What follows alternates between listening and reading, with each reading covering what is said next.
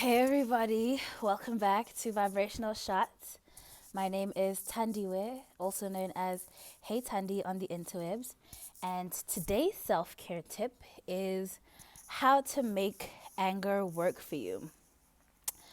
So when it comes to the emotion of anger, it's kind of one of those interesting emotions because it's one of the emotions that we all have access to and we have seen sort of play out in many different scenarios. However, in my experience, I found that with anger, I've been on either side of the extremes, in that it's either I suppress it so much because I'm like, oh, I'm not allowed to be angry and try to suppress it, or worrying about the respectability of it and so suppressing it so that I don't look angry, like the angry black girl, whatever the case may be. And then I've experienced it on the other end of the spectrum where it's like so much anger that I cannot contain it. And so I lash out. And when I lash out, of course, nobody's going to listen to me because of the aggression that's coming with the anger, right? There hasn't really been a whole lot of middle ground until I started learning how to deal with my emotions in a more healthier way and not repeating old cycles and old patterns from like childhood and stuff. And teenagehood specifically. I was a very angry teenager. Okay, so I had a recent experience with anger, and it was such a multi-dimensional experience in the sense that things were happening in my physical reality that were causing me to be angry, but there were also spiritual implications of this anger that were like sort of occurring at the same time. And the thing that I learned this week with my anger is that anger is actually a very necessary emotion, in the sense that anger communicates certain messages from your inner realms. So usually when you're experiencing anger, there's a sense of violation there that's happened, or there's a sense of like I'm being mistreated, or I'm being disregarded, or I'm like, in other words, I'm not being considered, I'm not being fully seen, I'm not being fully heard. So there's always that underlying message that comes with the emotion. Of course, sometimes it's hard to really articulate that when you're feeling it coursing through your veins, because anger feels very overstimulating. It's hot, or at least in my experience. It runs hot through my veins and it makes me shake. And like if I don't get a chance to like release it, I cry. But it's not tears of sadness, it's tears of motherfucker, I cannot kill you right now, so the only thing I can do is cry. um so yeah, it's really hard sometimes to articulate the message because the actual feeling itself is just so raw. But anger has its uses because, so I'll explain my situation like very briefly. I had an incident with an airline. They lost my luggage. I had checked it in at the gate and it didn't make it with me to South Africa. And I just kept getting the runaround when I was like, where's my bag? Where's my bag? And I was particularly worried about it because it had very precious valuables in there. It had my cameras, it had my paints and things like that that are like really valuable to me.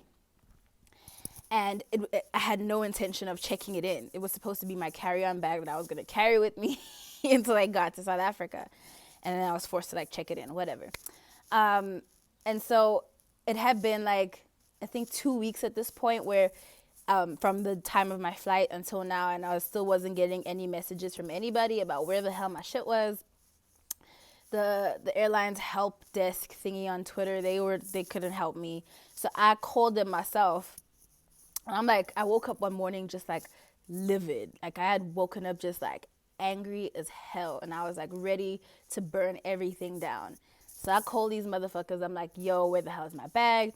They tell me that they had it for a moment. They sent it to a hotel that I was staying at because I stayed at a hotel because it had like a 20-hour layover. So I stayed at a hotel. So they sent it to that hotel instead of the address that was on the missing report.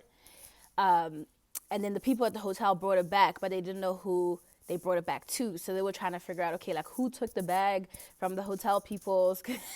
They were like scrambling. And I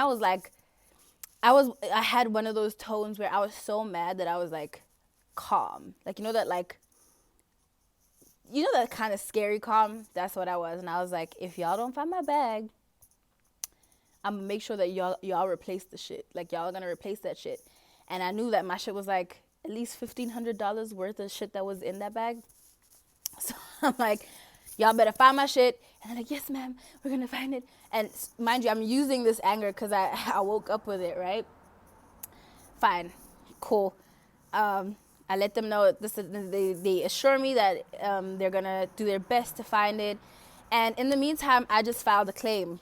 At the same time, I filed a claim. I literally itemized everything I could remember. I'm sure there are things I missed, but I itemized everything that was like in that bag, and it came up to about $1,500. So I sent the claim. This is me in the anger. I sent the claim to the airline, the baggage email, or whatever. And then as soon as I did all of that, then I let the anger go. I was like, okay, I've done all that I can. I've let them know that they better get their shit together, and I filed a claim. There's nothing else I could do. I came into a state of acceptance, but I used my anger in the moment to take steps forward. So I finally let the anger go, and then I just forgot about it. I was like, okay, so now it's up to the universe. Because I knew if I'm not gonna get my shit, I'm gonna get money. Period. Like there was no other option. Like in my mind, I set my focus on those two outcomes. Either I get my bag or I get it. I recoup my money for it. And so once I had sort of calmed down and allowed the anger to pass through, it dawned on me, and this is how so on a physical level, this is what was happening, but on a spiritual level, I was before this incident, this day, I was in a state of a weird depression because I just come home. I was adjusting to being in a new time zone, being in a whole new season. It's winter out here. I know you see the sun shining on me, but I am wearing a hoodie. It's cold. And so I was feeling very powerless because of not only the circumstance of them losing my bag and not having my artwork that I could, use to to express my creativity. I just felt like nothing was working. There's so many circumstances that were just not working out for me in this moment. And so when you think about the emotional scale, I don't know if I have time, I'll insert a picture of it here. But there's an emotional scale, and when you're depressed, anger feels way better than depression. And so in a weird way, my anger was liberating me from the state of apathy that I had found myself in, right? Because in that sense, when you're depressed, angry feels powerful because it's I'm taking my power back. However, you're not supposed to stay there. You go from anger to frustration, and then all the way up to neutral, and then you can start accessing the more positive emotions like bliss and joy and love and all these things. So for me, my anger was a way, it was almost like my own universe was helping to shake me out of the state of apathy that I had found myself in. So in that sense, anger was empowering. And so in this way, anger can be empowering as long as you use it appropriately and then let it go, right? So it's not about holding on to it. It's not about, marrying yourself to the anger and staying in your sense of self-righteousness. Whenever you feel anger, it's about, okay, what do you want me to do with this? Because it is moving. It's like emotions. It's in motion.